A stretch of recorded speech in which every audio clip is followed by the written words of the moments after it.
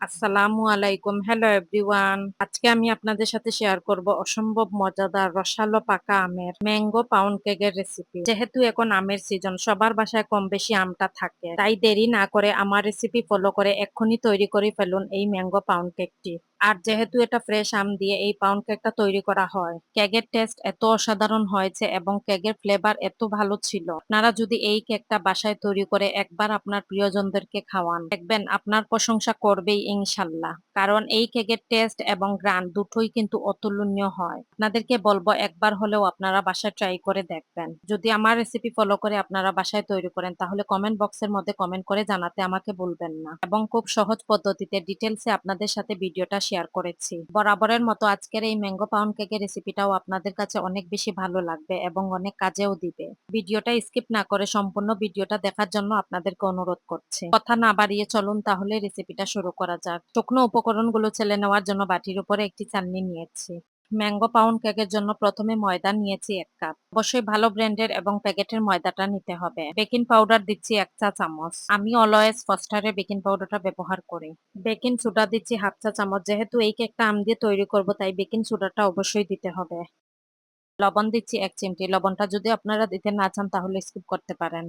শুকনো উপকরণগুলো চেলে নিচ্ছি। আপনারা অবশ্যই 2 থেকে 3 বারে শুকনো উপকরণগুলো চেলে নিবেন। অফ ক্যামেরায় আমি আরো 2 বার শুকনো উপকরণগুলো চেলে থাকি।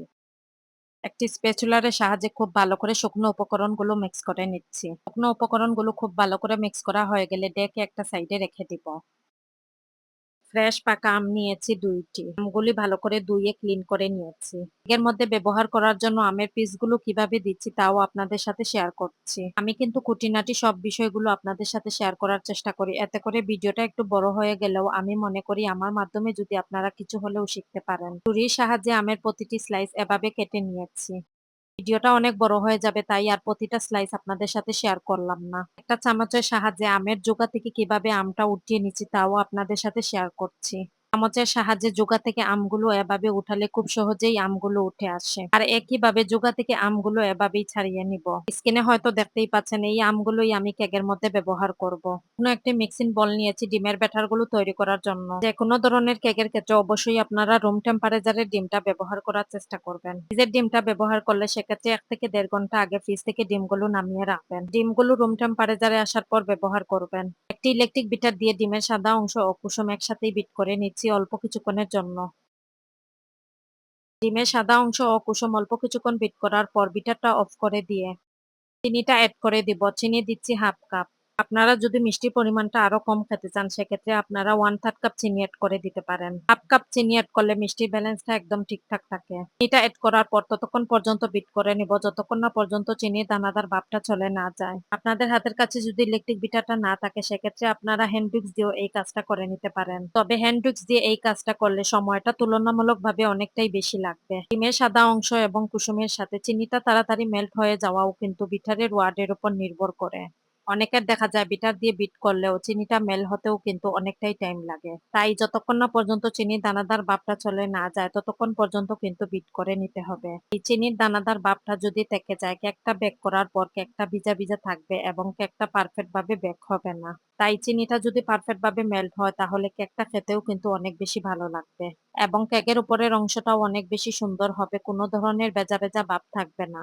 তাই এই বিষয়টা মাথায় রেখে কাজটা করে নিবেন।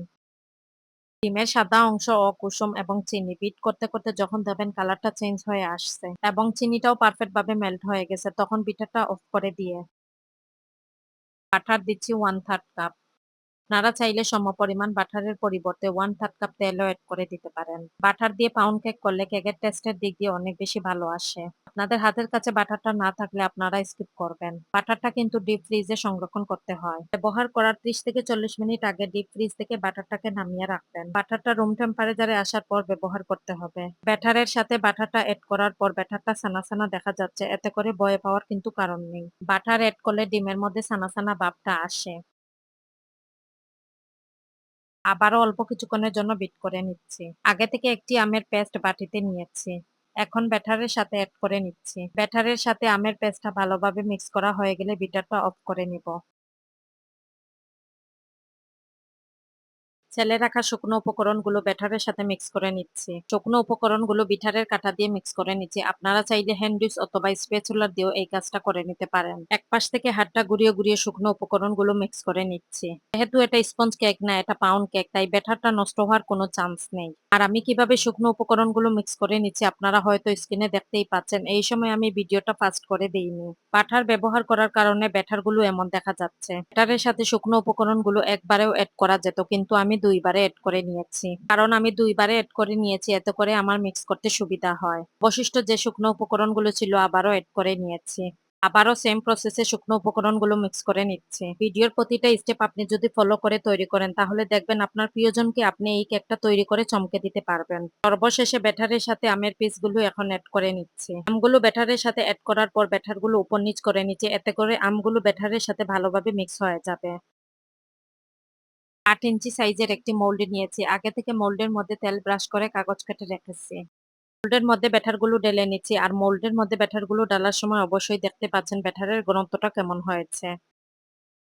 মোল্ডের মধ্যে ব্যাটারগুলো ডালার পর মোল্ডটা ট্যাপ ট্যাপ করে নিচে, যাতে ব্যাটারের ভিতরে কোনো ধরনের লাম্পস না থাকে। আর কেকটা আমি ওভেনে বেক করে নিব। আপনারা চাইলে কেকটা চুলায়ও বেক করে নিতে পারেন। আপনারা দেখতেই পাচ্ছেন ওভেনে থাকা অবস্থায় কেকটা কতটা পারফেক্ট ভাবে ফুলে উঠেছে এবং কেকের উপরে কত সুন্দরভাবে কালারটা চলে এসেছে। অনেকেরই কমপ্লেন থাকে পাউন্ড কেকটা বেক করার পর পাউন্ড কেকের মাঝখানের অংশটা এভাবে ফাটে না। আর এই পাউন্ড কেকের মাঝখানে ফেটে যাওয়ার জন্য আমি কিন্তু কোনো টিপস ফলো করি না। ওভেনে কেকটা দেওয়ার পর কেকটা যখন ফুলে উঠে তার পাশাপাশি কিন্তু কেকের মাঝখানের অংশটাও এভাবে ফেটে যায়।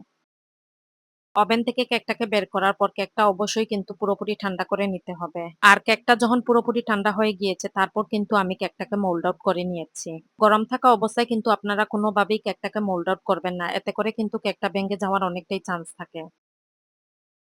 অফ ক্যামেরায় কেকটাকে স্লাইস করে নিয়েছি। যেহেতু এই কেকের মধ্যে আমটা ব্যবহার করা হয়েছে তাই এই কেকটা বেশি দিন সংরক্ষণ করা যাবে না। 2 থেকে 3 দিনের মধ্যে কিন্তু খেয়ে নিতে হবে। এয়ারটাইট বক্সে ভরে 2 থেকে 3 দিনের জন্য কেকটাকে সংরক্ষণ করতে পারেন। এই কেকটার মধ্যে যেহেতু বাটার প্লাস আমটা ব্যবহার করা হয়েছে তাই এই কেকের টেস্ট কিন্তু অসাধারণ হয়। আর এই অসাধারণ কেকটি কিন্তু 2 থেকে 3 দিন অবধি থাকবে না, কারণ একজনেই কিন্তু 2 থেকে 3 পিস কেক খেয়ে নিতে পারবে। তাই 2 থেকে 3 দিন এই কেকটা সংরক্ষণ করার কোনো চান্সই পাবেন না।